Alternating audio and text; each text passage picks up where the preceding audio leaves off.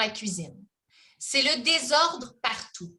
Elle attend la visite de sa sœur Monique et de son mari Gabriel et de celle des voisins, Manon et Antoine, pour un barbecue. Les enfants des 3 couples sont chez Fanny et François qui les ont invités à se baigner dans leur nouvelle piscine creusée. Isabelle est débordée et compte sur Stéphane pour lui donner un coup de main. Isabelle est en train de couper des oignons avec son grand couteau de cuisine. Seigneur, il n'est pas déjà 4h30? La visite arrive à 6h. OK. Le saumon gravlax est prêt. Stéphane va faire cuire les poitrines de poulet sur le barbecue. Il me reste à faire la salade de pommes de terre, à essorer la laitue, puis à vider le lave-vaisselle. OK. Oh, puis il faut que je prenne ma douche, là, puis je sais pas quoi mettre. Heureusement que c'est Manon qui apporte le dessert. Stéphane entre dans la cuisine, tout sourire, propre et bien mis. Isabelle, il faudrait laver la toilette là, dans la petite salle de bain. Là. Elle est vraiment sale. Mais lave-la, toi, t'es pas manchot? Ah, je viens de prendre ma douche. J'ai pas envie de me ressalir. Là. Juste à faire attention pour pas te salir. Oh, regarde, oublie ça, ça me tente pas. Ça peut attendre. C'est rien qu'une toilette après tout, là. Regardons ailleurs s'ils sont pas contents. Là. Ah ouais, Stéphane, s'il te plaît. Et si c'est pas, veux-tu? Je viens de te dire que ça me tente pas pour l'instant. Quand est-ce que ça va te tenter? Je ne sais pas, mais tu sais que j'ai ça laver les toilettes. Ah ouais, Stéphane, là, je suis assez dans le jus comme c'est là. Lave la toilette, s'il te plaît, là, puis quand tu auras fini, tu peux mettre la table dehors, mettre la bière et le vin dans la glacière, là, puis choisir la musique d'ambiance.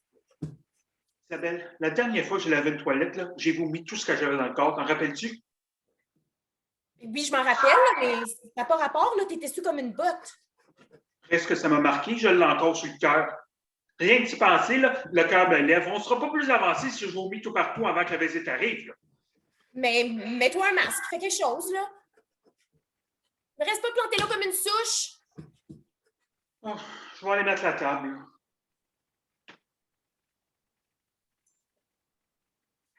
T'es un esti Stéphane Bérubé. Toi, tu m'écoeures pas à peu près. Il est 21h. Le repas est terminé. Tout s'est bien passé malgré la tension palpable entre Isabelle et Stéphane au début de la soirée. Monique, Isabelle et Manon, la voisine d'Isabelle, sont dans la cuisine en train de ranger la vaisselle. Les hommes se joindront à elle un peu plus tard pour prendre le dessert. Comment ça se fait donc que mon chum ne voit pas la poussière et la saleté dans la maison? Moi, je comprends pas ça. On dirait qu'il fait exprès. Pourtant, il voit la saleté quand il est sur son char. Stéphane, c'est pareil, là. Si il me frottait comme il frotte le chrome de sa moto, là, je serais une femme comblée.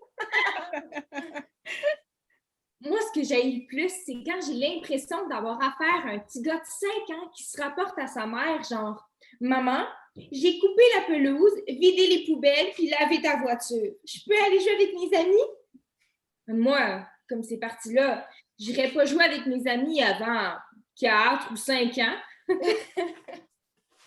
C'est un homme, un vrai que j'aimerais avoir dans mon lit puis dans ma vie, pas un petit gars de 5 ans.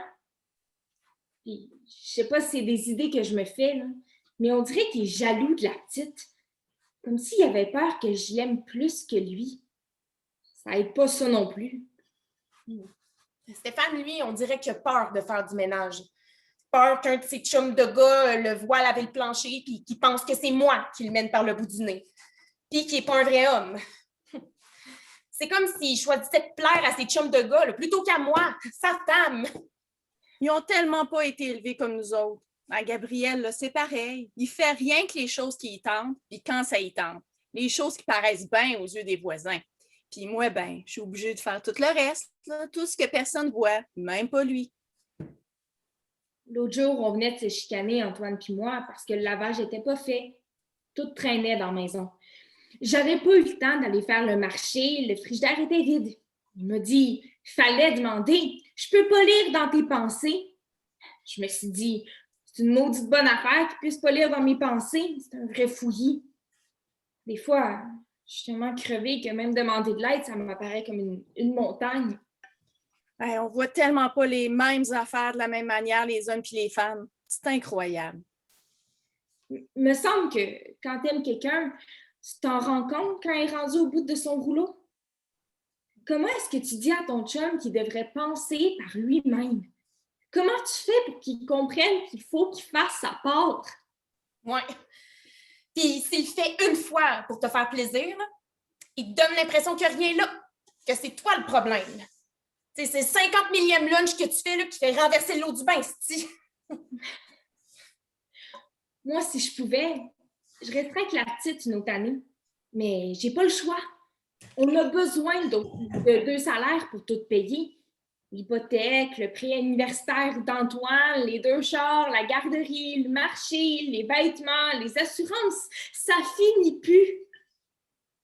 Comme si là, il nous reste plus une scène à la fin du mois.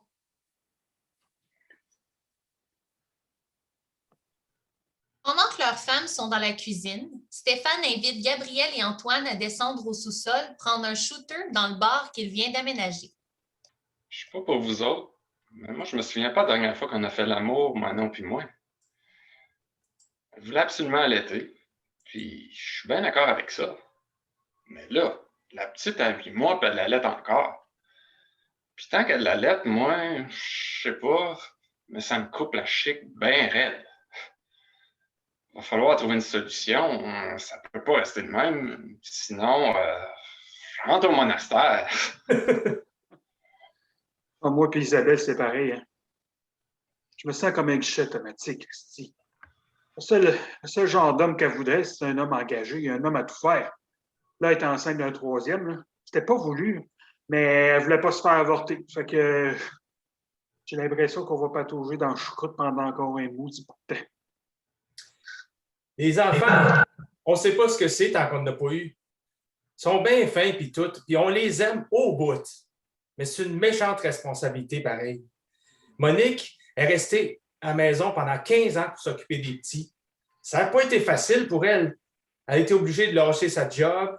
Fait que nous autres aussi, on a pataugé dans le choucroute pendant un bon bout de temps. Moi, quand je rentre de travailler ce soir, j'ai juste envie de slacker quelques minutes, de reprendre mon souffle. Mais non, elle comprend pas ça. Il faudrait que je fasse tout ce qu'elle n'a pas eu le temps de faire durant la journée, puis que je le fasse tout de suite. Direct là. Isabelle va accoucher dans 6 mois. Là. Je ne sais pas comment on va s'arranger avec un troisième.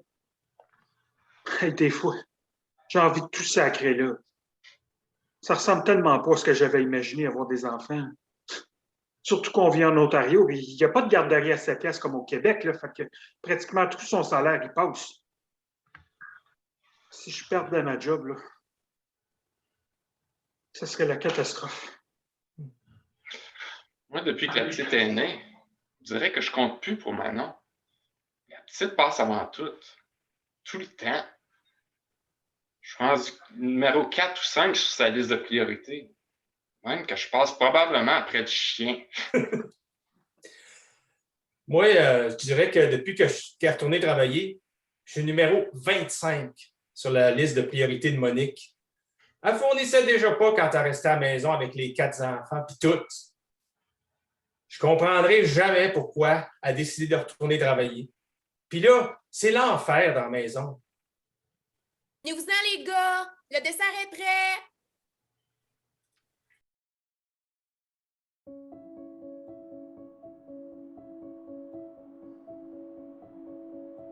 Bonjour, mon nom est Barbara Léveillé. J'ai eu le privilège de jouer le rôle de Monique. Moi, j'aimerais que les hommes et les femmes se montrent tendres et respectueux les uns envers les autres. On peut tellement avoir une belle complicité avec son conjoint. Bonjour, mon nom est Patrick Georges. J'interprète Gabriel, le mari de Monique. J'aimerais ça que les masques tombent ainsi que les stéréotypes qui séparent les hommes et les femmes afin que l'on puisse se rencontrer l'un et l'autre en tant qu'être humain. Bye bye Henri, mon mari, je t'aime. Mon nom est Francine Anne Mercier et j'ai eu le plaisir d'interpréter le rôle de Francine Dufour, la femme, la mère, grand-mère, belle-mère et sœur. Mon souhait est que les filles d'aujourd'hui et de demain se fassent confiance, réclament leur dû et vivent dans l'harmonie et l'égalité. Et que les garçons d'aujourd'hui et de demain accueillent ces femmes avec leur cœur et non avec leurs poings. Aimons-nous avec passion et respect. Bonjour, mon nom est Julie Resco et j'ai eu le plaisir d'être la narratrice des scènes de ménage. Je nous souhaite tout simplement de nous retrouver, de pouvoir aller voir nos familles et nos proches et d'enfin pouvoir les prendre dans nos bras. Bonjour, mon nom est Fabienne Breuil. J'ai eu la grande joie de jouer le rôle de Simone Desgranges, animatrice radio. Je suis aussi la voix off de l'infirmière et les pleurs de la petite Alice.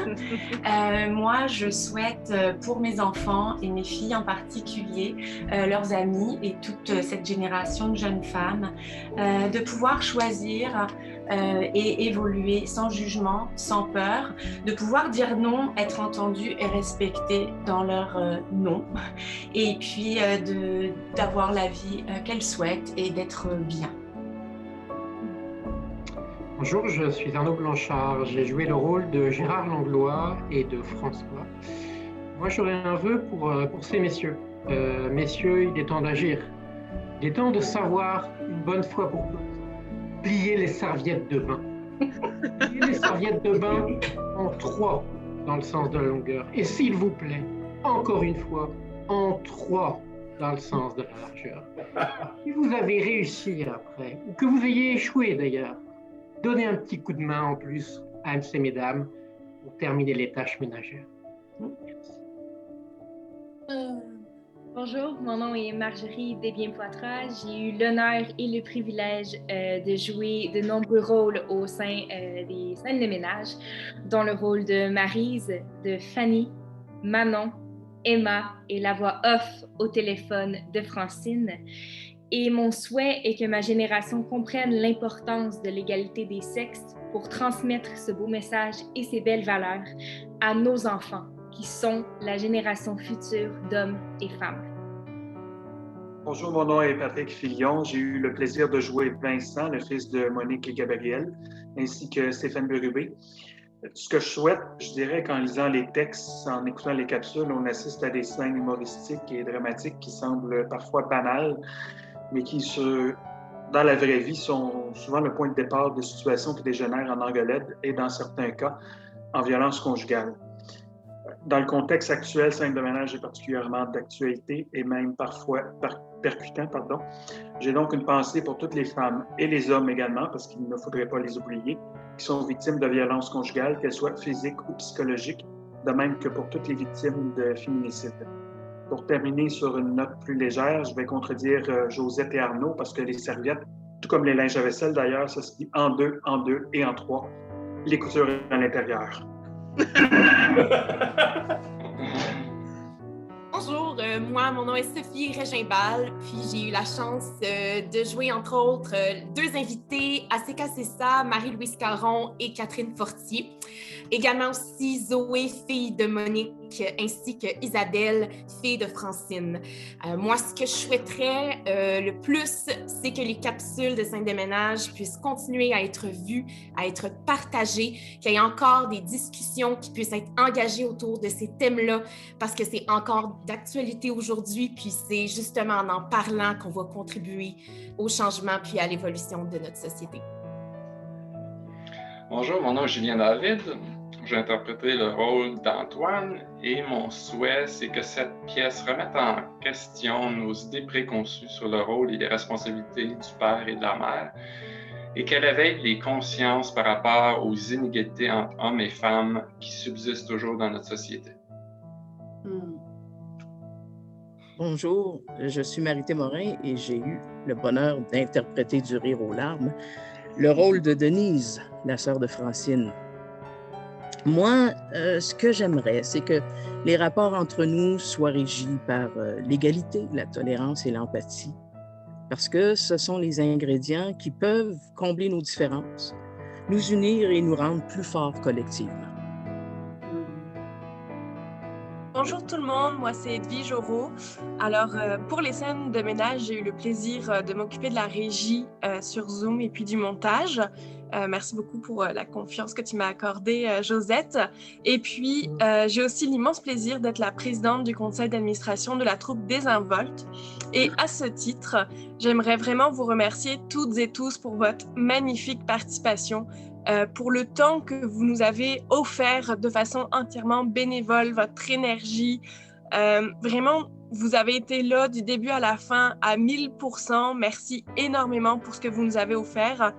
Et puis, moi, mon vœu, c'est certain que j'espère vraiment que la pandémie va finir par s'arrêter pour qu'on puisse se retrouver, que la belle famille qu'on forme, la famille de Désinvolte, continue à s'agrandir et puisse se retrouver en personne, sur scène ou lors d'un party de fin de production.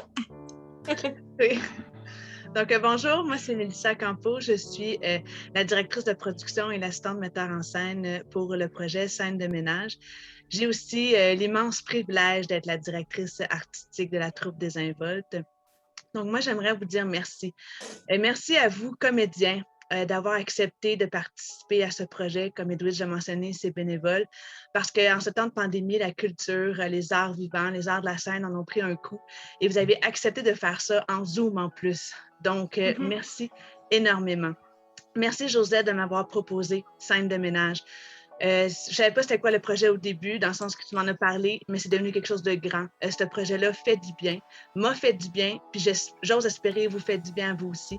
Donc, c'est pourquoi mon souhait, c'est que ces mots-là soient portés, que vous les portez, vous comédiens, encore longtemps, et que ces mots-là soient portés à vous, spectateurs, et ils soient encore là longtemps, présents, et qu'on s'en souvienne longtemps. Donc, merci d'être là. Et je voudrais dire un dernier mot aux spectateurs qui nous écoutent. Donc, merci d'avoir été au rendez-vous, d'avoir été là et d'être venu discuter avec nous sur des sujets vraiment le fun. On a eu du plaisir avec vous. On a eu du plaisir à discuter. Donc, les discussions doivent être encore là. Alors, sur ce, je vous dis merci. Bonjour tout le monde, mon nom est Josette Noro, je suis l'autrice et la metteur en scène des scènes de ménage. Alors, vous imaginez la liste de remerciements que j'ai à faire. D'abord, à la troupe Désinvolte pour toute l'aide fournie. Notamment une plateforme fiable et forte de 25 ans d'expérience. Une équipe de bénévoles chevronnés. Un conseil d'administration dynamique. Une page web, une page Facebook, le savoir-faire, enfin, tout ce qui me manquait. Merci à toi, Mélissa, la directrice artistique et la directrice de production, d'avoir accepté mon projet avant même de l'avoir lu. Merci pour toute l'aide que tu m'as apportée tout au long du processus de production. Tu as été effectivement mon bras droit et parfois même mon bras gauche aussi. Merci à toi, Edwige, donc la présidente du conseil d'administration de Désinvolte et responsable de la régie et du montage des 5 capsules. Et là, on parle de 5 à 7 heures de travail par capsule et un soin de tous les instants. Et de combler les manquements, de réparer les erreurs. Edwige, tu as fait un travail formidable. Et nous trois, finalement, nous avons formé une équipe du tonnerre, et ça depuis avant les fêtes de 2020. Donc, notre interaction me faisait souvent penser au logo du recyclage, vous savez, le triangle équilatéral avec des flèches dans les coins. Donc, tout va dans le même sens, que l'énergie circule librement et que rien tombe dans les craques du plancher. Les filles, merci, vous avez été formidables. Je tiens à souligner aussi la contribution de Patrick Filion, qui initialement s'occupait des communications.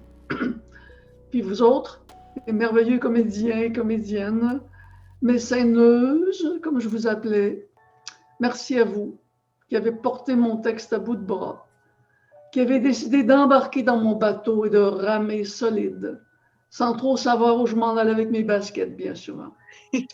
Une capsule à la fois, vous m'avez suivi sans rouspéter. Vous avez accepté de vous laisser guider et de donner le meilleur de vous-même. Merci pour votre générosité, votre souplesse et votre grande gentillesse. Pour ce qui est de mon vœu, moi, je vais le slammer. histoire de surfer sur la vague que David Goudreau vient de susciter avec sa lettre d'amour au petit gars. Mon vœu pour les humains d'aujourd'hui et de demain. J'aimerais que nos pensées, nos réflexions, nos propos soient davantage empreints de compassion et d'empathie envers nos proches, surtout les plus proches. Que l'on fasse preuve de tolérance, sauf envers toutes les formes de violence. Que l'on arrête de se penser plus smart que l'autre parce qu'il ou elle ne pense pas comme nous autres. Et Coco, si ta blonde n'a pas le sens de l'orientation, pas besoin de la traiter de blonde. Et cocotte, hein, si ton chum ne sait pas se servir de ton nouveau grippin bionique, pas besoin de le traiter comme un deux de pique. Arrêtons de vouloir tout contrôler, tout gérer, tout dominer. Arrêtons de vouloir avoir raison à tout prix et de trouver ça normal de ressentir du mépris. La vie à deux, c'est pas une compétition, c'est une course à relais. Il faut se passer le bâton et ne jamais s'en servir sur qui que ce soit. Plus il faut se parler, s'écouter, plus souvent qu'autrement, laisser l'autre avoir le dernier mot. Une fois sur 100 000, c'est la bonne chose à faire que de lancer la pierre. Le reste du temps, c'est mieux de la laisser par terre.